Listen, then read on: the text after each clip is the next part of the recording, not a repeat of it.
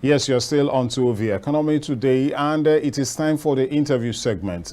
The Nigerian Meteorological Agency, that is those in charge of weather and flood crisis in Nigeria, have said that there's going to be high rates of flooding in the country this year. And now globally, food is scarce, and global food scarcity is not just in Africa but also heavy in Nigeria. Presently, tomatoes are quite expensive and a lot of other things are expensive. But today we're going to be looking at what are the government intervention plan? What is government intervention plan? Are they doing something about this? We're just in the first phase of the year. We're going to the second quarter of the year. And really, things are beginning to feel this way. Maybe for the new administration, things will turn for the better. Today, I'm going to be asking somebody, a young man who is into agriculture, an entrepreneur, Ademola, Olatunji, some questions. You're welcome. Thank you for having me. Yes, Ademola. First of all, I want to say the global food scarcity. It's a very heavy pandemic. For the World Bank, the World Food Organization to actually make this pronouncement, yes, they know that there is a problem on ground. And Africa seems to be on the receiving end of this. And it is a very critical issue. Nigeria on its own faced some challenges last year, serious challenges concerning food. Let's leave the insecurity out of it. Flooding was one of the biggest challenges that we had last year, and this year the rains are coming early. So what is your take on what you think the government should start doing to this, or what you think this foretells for Nigeria economy? Right. Thank you. The thing is, I once said that we should leave security challenge. Another issue that contributes to global food crisis is actually still crisis. Globally, you see issue presently Sudan, Ukraine, Russia, here and there. Also, climate change is one of it. And we are bringing it down to Nigeria. Like your reference point, what happened last year is that flooding, that a lot of thousands of, I would say millions of hectares of farmland was submerged, by flood. And this same projection was actually foretold last year. But what do we do? What does our government actually, are they proactive enough? Nigeria would like to react more than, reactional, we just react when we feel when the thing has already, yes. When the thing has already we just happened. react. Now we are having it now early now.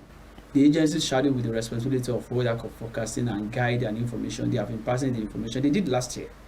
But another agency of government, because I believe that the agency of government should be working hand in hand, as an interwoven collaboration should there be, for better delivery. But that is not actually happening in Nigeria. Now, we have in each state, in each local government, we have a water, Ministry of Fiscal Planning, waterways, all of those. Those are agencies that shadow with the responsibility of making sure that all our waterways is actually clear. They are well channeled. Drainages are different places. But they have been said it now. I don't think our governments are listening or they are acting. So, and it's not just reactionary, but we have to be more proactive than the reactionary. So I want to say our government at all levels, federal, state, and even local governments, to be more proactive to safeguard us this time. What we are seeing now is part of what actually happened last year. With the intervention in rice production, we are supposed to have a better rice price this year. But thousands of hectares of rice farm was submerged last year. So, and the company, the farmers, they actually counted their losses because the government that's supposed to provide infrastructure around their farm place, didn't do their own. So, and a lot of money wasted, a lot of effort wasted. So that's actually what is happening this year now. Now, for this year now, we are having the projection again. If we want to safeguard next year, we need to be more proactive now. We need to act fast now. Our agencies, the waterway, the physical planning, they should work hand in hand with the projection. of the agency in charge of weather forecasting, and that's the way to go. If that is not done, we must still have issues. Talk about tomato. Tomato. We have an issue of tomato. One of the things that happens that we are talking about now is actually the issue of last, because both rice, tomato, and all of these things, a lot of I hire farmers that they were crying. They borrow money to had high interest rates just to see that they keep their business going. Still, they had their counter. I hear now a basket of tomato is about 50,000 naira. It might still get higher than that, because how many? We can't talk about the food crisis without talking about insecurity. How many farmers have access to their farm?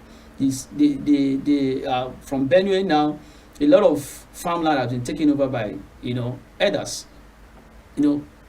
So, and government is not seeing anything in that direction. We can't talk about food insecurity in Nigeria without talking about insecurity, except if we want to just be joking. So if we have that going and there is no checkmate activities and a will of the government to checkmate that and provide solutions, lasting solution. If you want to rear cow, if you want to do this business of cow business, meat production, have your ranch. That should be the law.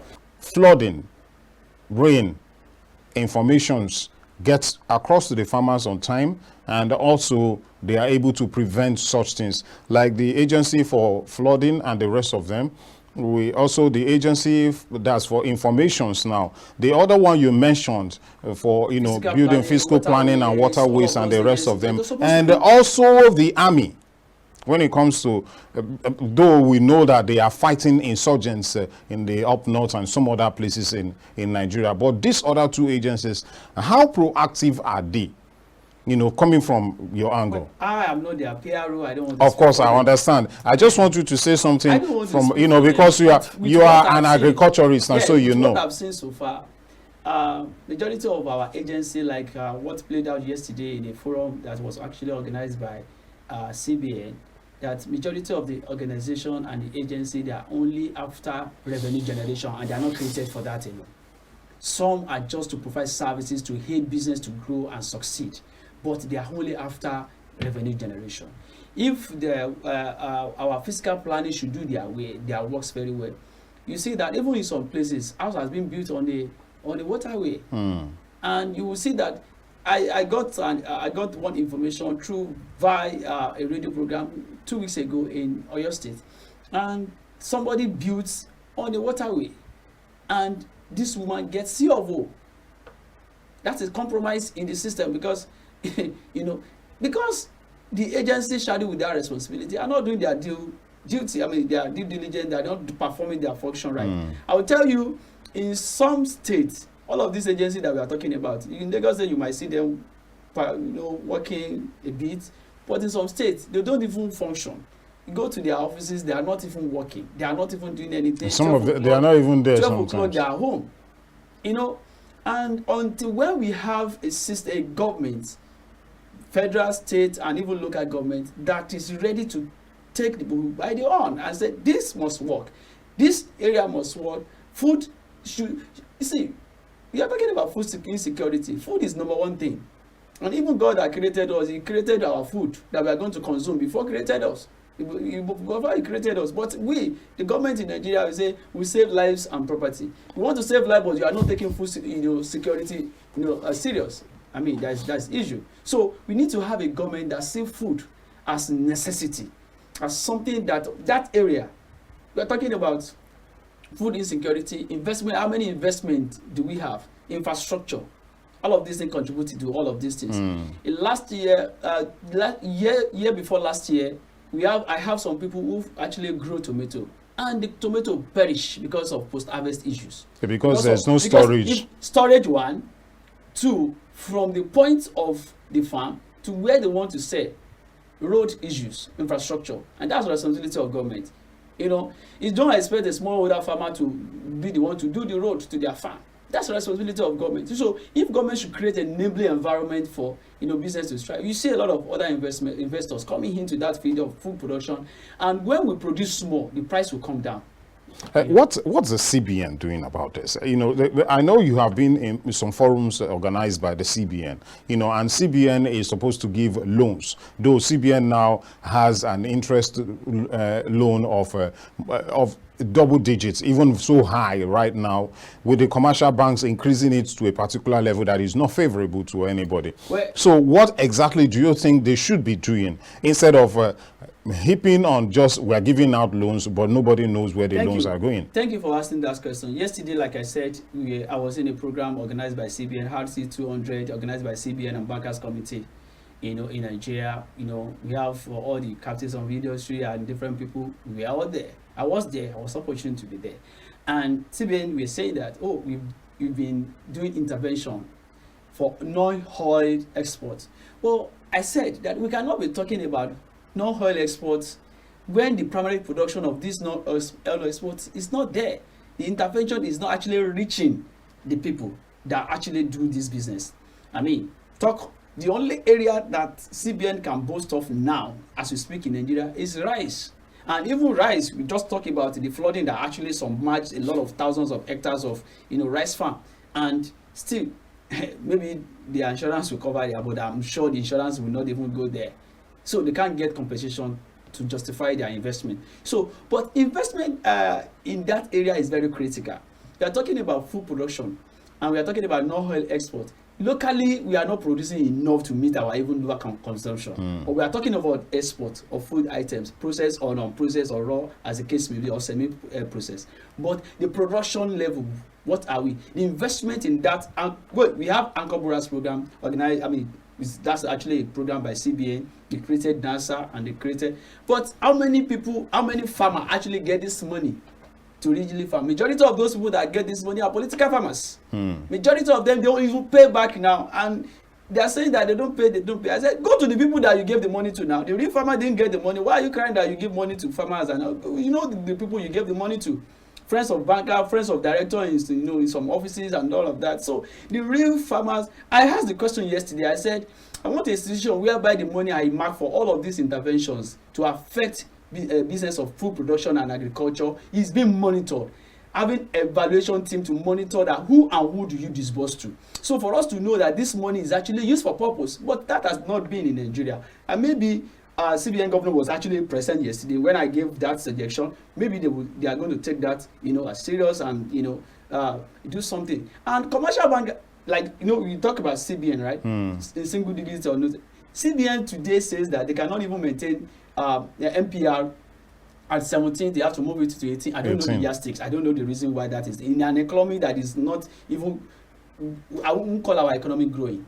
It's crawling. Let me go for a very short break, and I'm going to be back with you now. Okay, now let's go for a little short break, and we'll be right back for more.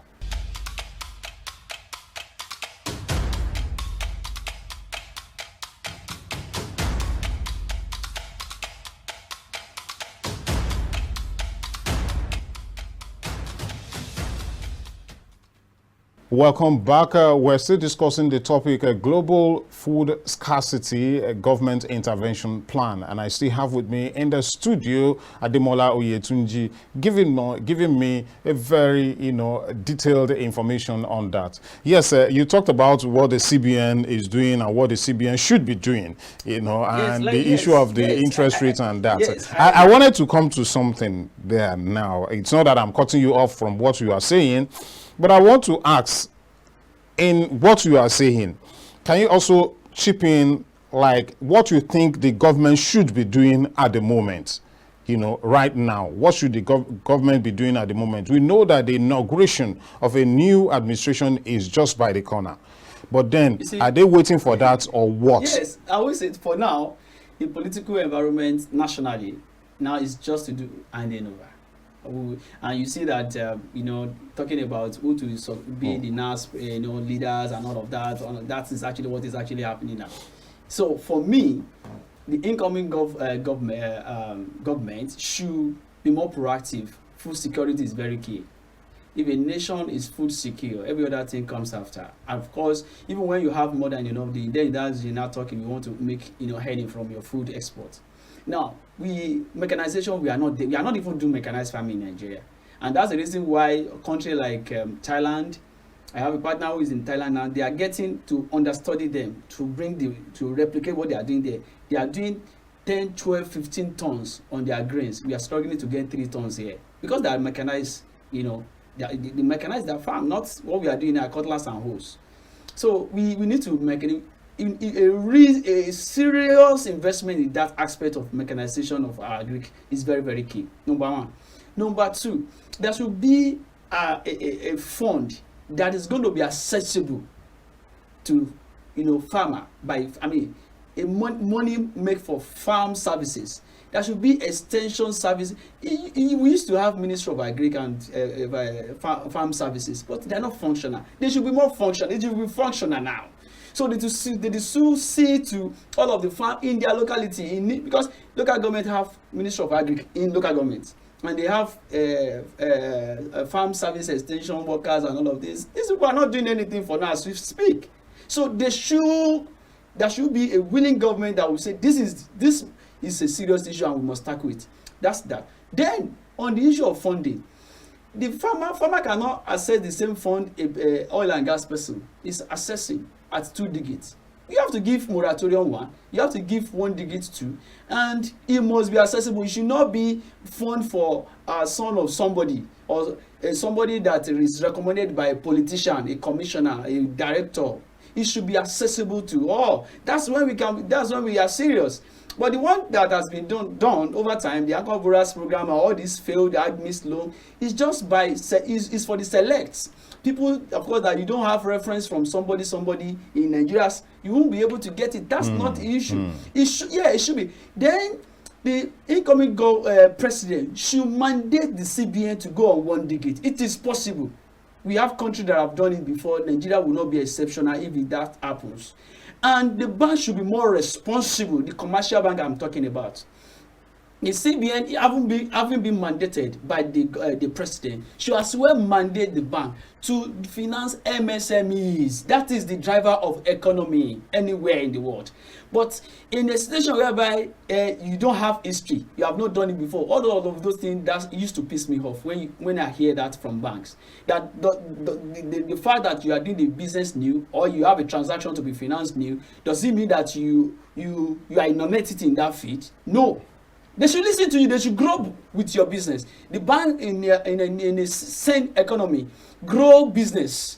They grow with the business. Not that it's only select. They are friends of bankers that should be enjoying funding, loan, and they are not going to even use the money for business. They use it to buy cars and oppress people around. That's not the economy that can grow Nigeria, that can make Nigeria feel secure. We want an economy that is just, that is fair, that is free for all. How? That is the economy that we are talking about. Banks today will tell you that because they have default in loan, I tell them they are giving the money in questions to their friends, to people who will not pay back. They should give it to people who have the fear to pay back, not the people that they will say, okay, go to court. No. If business are borrowing money from all of these online at that ridiculous price, and they are paying back, if commercial banks are ready, if they are serious, if our CBN are serious, they will pay back their money. They will pay back. They are paying back. They are borrowing money at 5% per month from some microfinance. They are paying back. If our commercial bank is serious, they will pay back their money. But the commercial bank should see MSMEs as driver of the economy. They should be committed to them. They should not just finance the business of their friends. That's my point. So now, this means that there should be a leeway. There's a level playing ground for everybody to come into that to the bank, for the bank to actually help these people. Yes, the MSME should have more of a special grant. We have table for MSME. Bank will tell you they have MSME table. When you go there, when you make inquiry, because I do that for my audience, for people who cannot do. So I go there and interface, and I see that you are not having MSME. This is the normal commercial. Who are you deceiving? They will have programs, they say MSME, blah, blah, blah. But when you get there, when you ask them questions, you see that it's actually not for MSMEs, it's for big boys. Well, so we need to get to that stage where everybody that have good business mind, good business proposal should be listened to and financed by our bank. It does happen in other clients. Why is Nigeria an exception?